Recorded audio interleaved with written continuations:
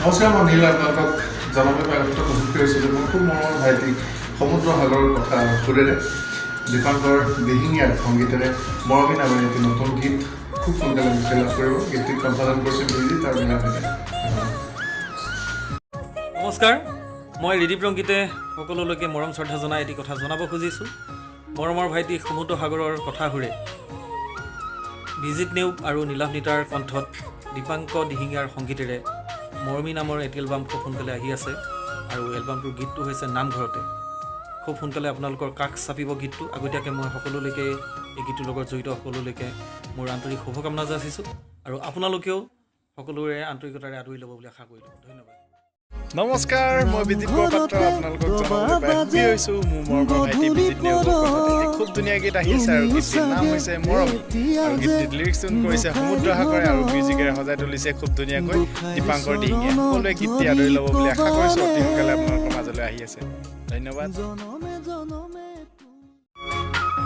নমস্কাৰ, মই কুসুম কৈলাশ। সৰ্বপ্ৰথমে আপোনালোকক সকলোকে মোৰ ফালৰ পৰা বহু আন্তৰিক শুভকামনা যাচিছোঁ আৰু আন্তৰিক ওলগ যাচিছোঁ আৰু আপোনালোকক জনাবলৈ পাই অত্যন্ত সুখী হৈছোঁ।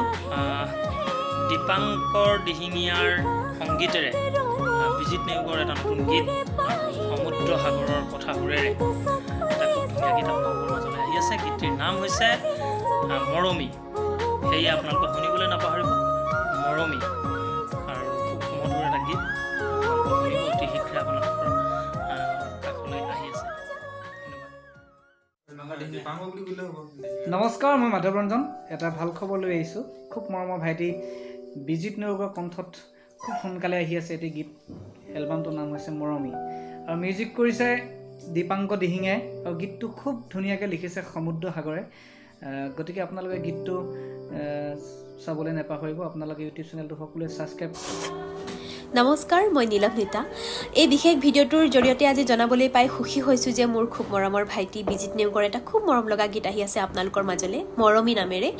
আৰু মৰমী গীতটি লিখিছে, সুৰ কৰিছে সমুদ্ৰ সাগৰে, সংগীত কৰিছে দীপাংকৰ দিহিঙীয়াই আৰু গীতটো বিজিত নেওগৰ লগতে ময়ো কণ্ঠদান কৰিছোঁ ফিমেল ভাৰ্জনটো। আৰু খুব মৰম লগা এটা গীত হয়। সকলোৱে শুনিব, কেনেকুৱা পালে জনাব, লাইক কৰিব, কমেণ্ট কৰিব আৰু শ্বেয়াৰ কৰিবলৈ নাপাহৰিব। সকলোৱে শুনিব। কেইদিনমানৰ পাছতে আপোনালোকৰ মাজলৈ আহি আছে আৰু আপোনালোকে এনেদৰে সহযোগিতা আগবঢ়াই যাওক। আপোনালোকৰ সহযোগিতাই তেওঁলোকক আৰু ভাল ভাল গীত কৰিবৰ কাৰণে অনুপ্ৰেৰণা যোগাব। ধন্যবাদ।